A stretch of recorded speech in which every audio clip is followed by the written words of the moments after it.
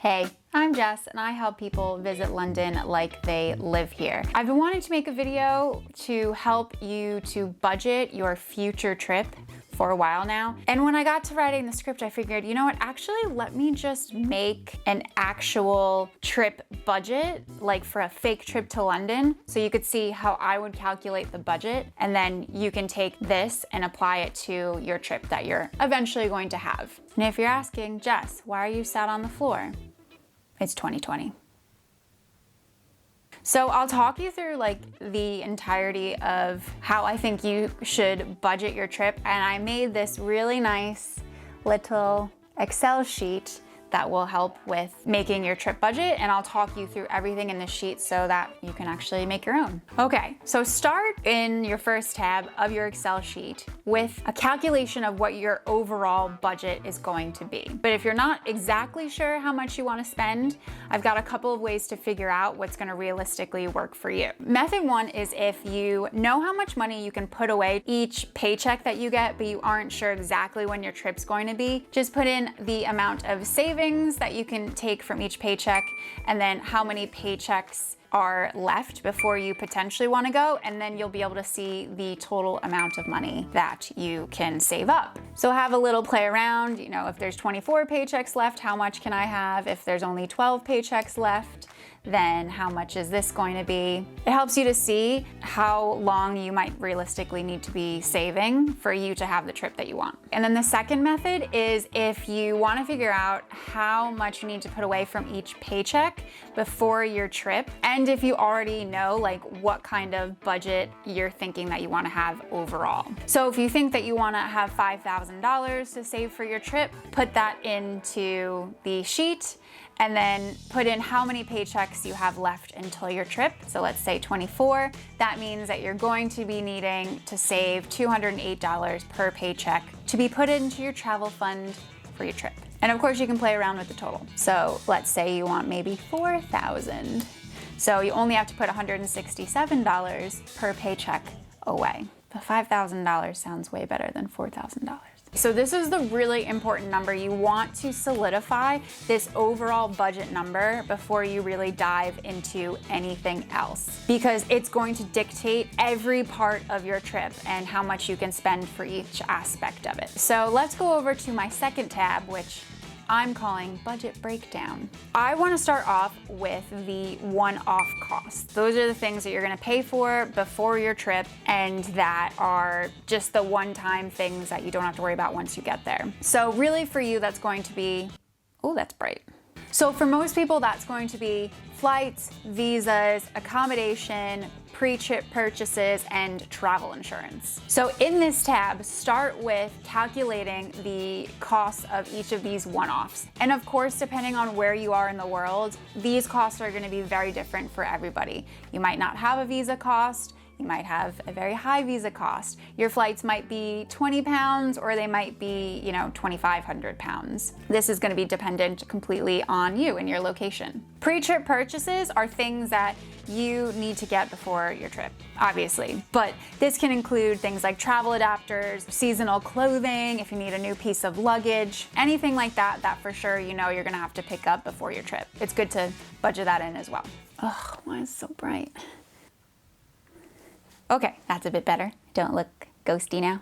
Now, accommodation obviously can vary significantly as well for everybody. So what I've done to the side here is done a little accommodation breakdown. So there's a daily budget. How much do you want to spend each night for your accommodation? How many nights are you going to need accommodation for?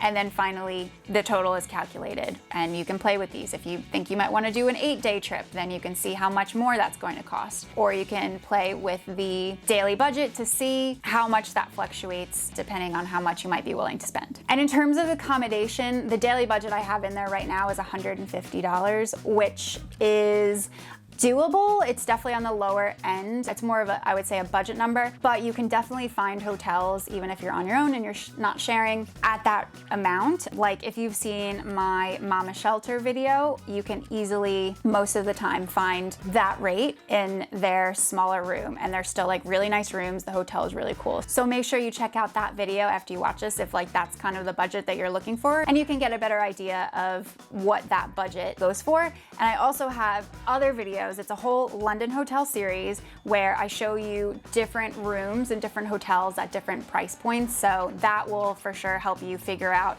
okay, where am I kind of at in terms of how much I can afford? What can I get for that? Okay, so then all the one-offs are added together, and you'll see here that the total budget is being pulled in from the first tab. And then right under that is the total budget, but minus all of the costs of the one-offs. So in this example, it is $3,030. Now, it's important to get this number after all of the one-offs, because this is the number that I call the on-the-ground number. This is now the amount of money that you have that you can spend while you are actually on the ground in London. And the thing about on-the-ground numbers is I do recommend that you put them into pounds, because most of these costs, even if you book things like tickets in advance, you're going to be paying for them in pounds. So what you can do is convert your home currency into pounds. So you'll see here I have home currency to the GBP rate. So that means $1, because I'm doing this in US dollars. $1 is currently equal to 76p. So that means that in pounds,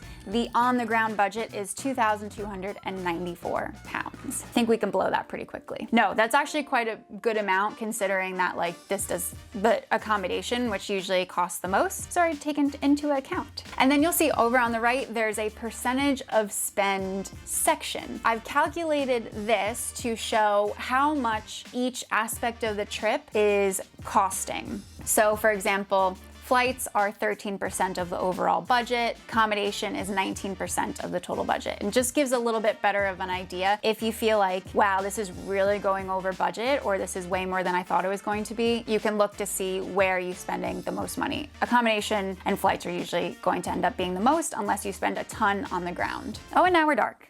Okay. Yeah, okay, that will do. Let's move down to the daily on the ground expenses. Some days you might spend not very much, let's say on food or attractions, and some days you might spend a lot more. So if we can actually break that down per day, we can be a lot more accurate in how much you're going to end up spending versus just a generic, I'm gonna spend this much on breakfast for the whole trip. It doesn't really give you a daily number that you know you kind of need to stick to. That being said, if you don't really have an idea of how much you're going to spend each day, that's completely fine. You can also give yourself an average. And I've broken all these down into various different categories depending on what you might be doing. So the first category is food and drink, and you'll see that for breakfast, I've budgeted for £10 meal each day. Now, again, if on day 2, you've planned for a really beautiful, nice high-end breakfast, bump that number up to 20. Otherwise, if you think you might just get like the hotel breakfast and you know it's gonna be around £10 a day, then you can keep all those at that rate. I would budget minimum £10 a day for breakfast, minimum of lunch probably around like 10 to 15 pounds, dinner probably around 15 to 20 pounds, and drinks, I mean that can really go up.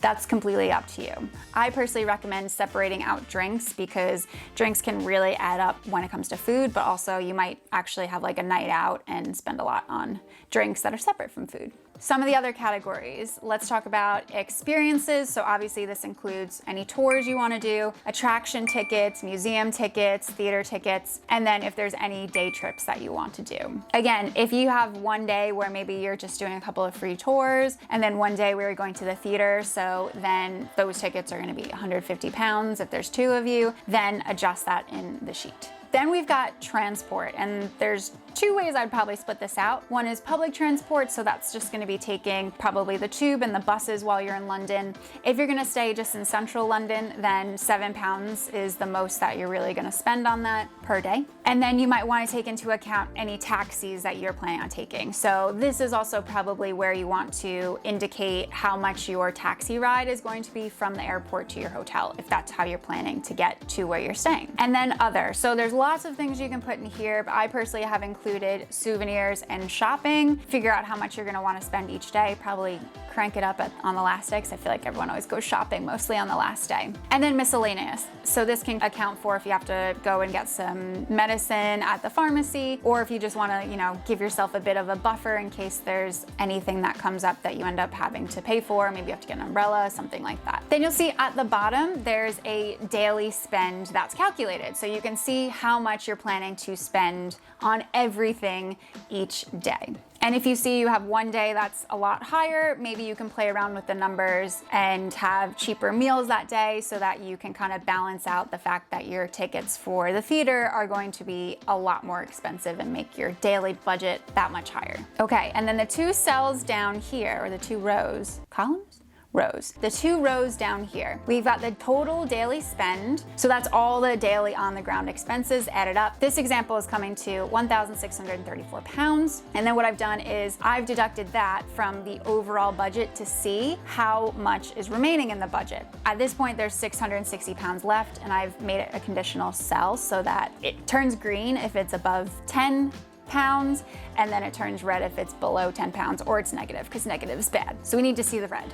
And again, because all these cells are connected using formulas, all these numbers will fluctuate as you play around with them and adjust your budget accordingly. And then under this, of course, what I've done is I've converted the remaining in budget back to dollars. So there's $851 left in the budget for free reign. Spend it on whatever you want.